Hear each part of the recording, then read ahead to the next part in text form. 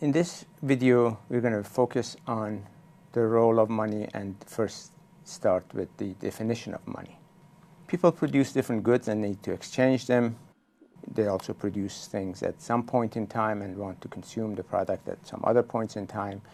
So we need to have some means of payment, some mechanism for storing value of production for a while and then spending it when the need arises. In other words, we need a universal means of payment that can be exchanged for any good produced in the economy. And that's basically money. Money has to have some features, but let me first start by the definition and by the measurement of money. Money is the set of assets that people accept as means of payment in an economy. Any asset that serves that purpose and is widely accepted can be called money. In modern economies, specifically, money is defined as the sum of all currency in circulation and all demand deposits, which is essentially a checking account. You might say that actually nowadays people use their credit cards to pay for the goods and services they purchase. And that's not part of this currency in circulation and demand deposits, but actually it is.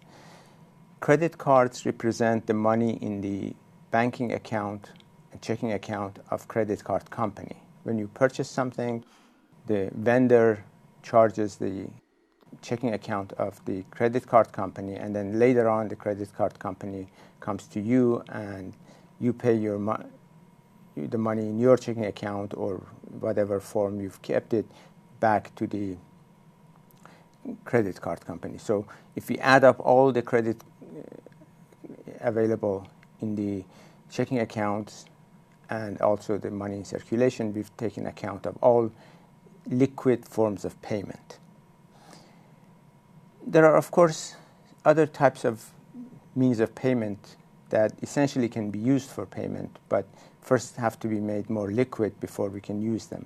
For example, many of us may have money in our savings account. They can't be immediately used for purchases, but you can move the money into your checking account or get some cash and go shopping.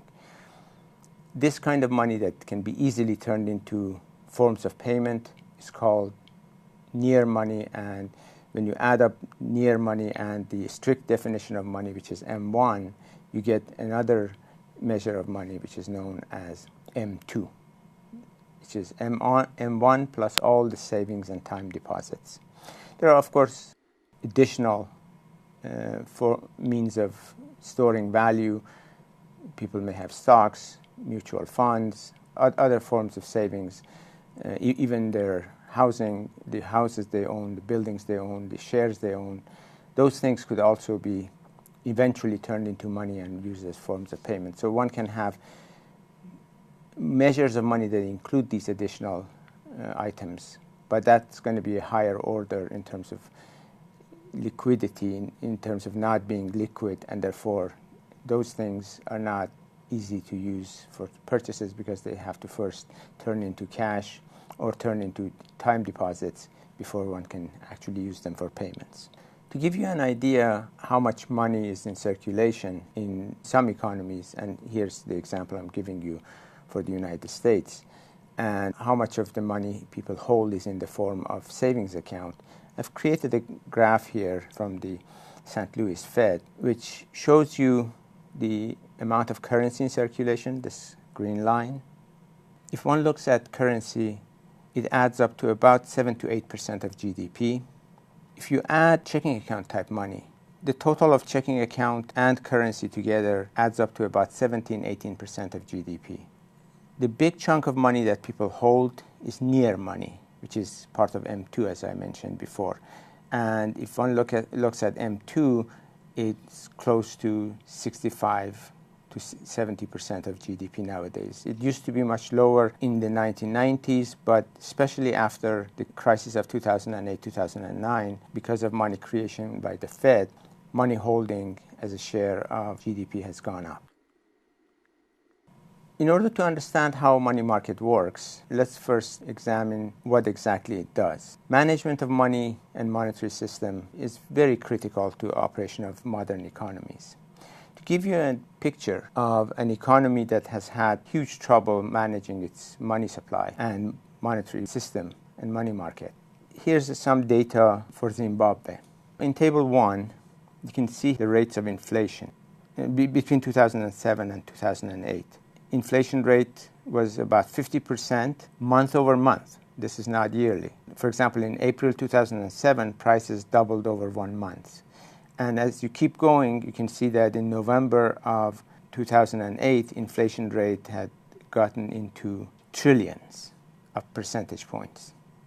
Year-over-year inflation rate was such a huge number that many of us don't know how to read. And the government, in order to deal with the situation, to enable people to buy things given the high inflation rate, kept printing more money, fueling more inflation itself, but making it easier to pay by issuing higher notes. For example, here's one of the banknotes that was issued in 2008.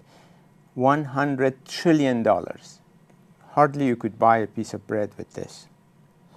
That's what high inflation does. That's how mismanagement of the monetary system could ruin the economy and get things out of hand. The consequence of this is that a lot of people started switching to US dollars using international means of payments, and Zimbabweans decided that US dollars are very valuable because they're not part of the US system directly.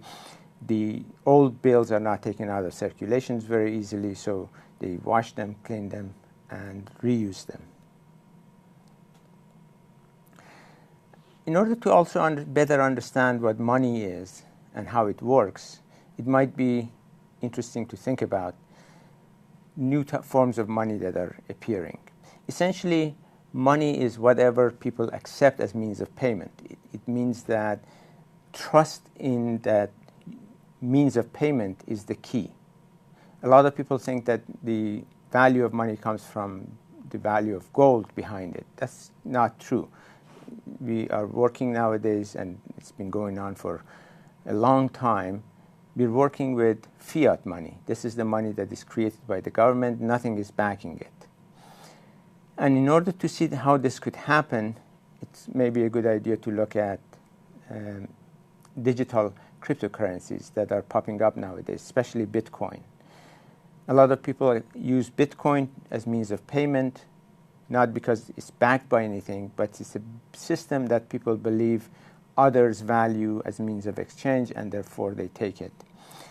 These new types of currency that are popping up are not controlled by any government, have a system of their own. A lot of them are not under the control of anyone, especially Bitcoin has that feature.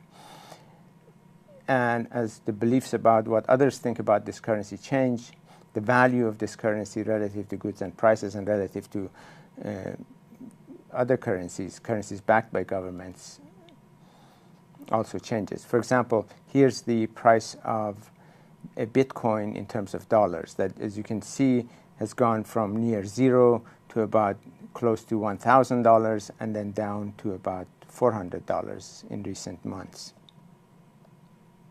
Let me finish this discussion by emphasizing 3 key features of what we call money. The asset that we use as money has to be a medium of exchange widely accepted.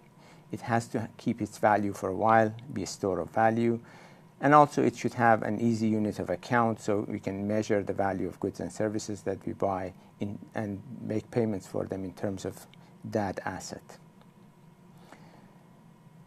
The interest rate is directly connected to the amount of money that we have because it's the price of using money. Interest rate is important, especially because it determines the cost of capital and therefore the amount of investment we see in the economy. So in order to understand interest rates, we need to understand the money market. We want to know what factors affect supply, what factors affect demand.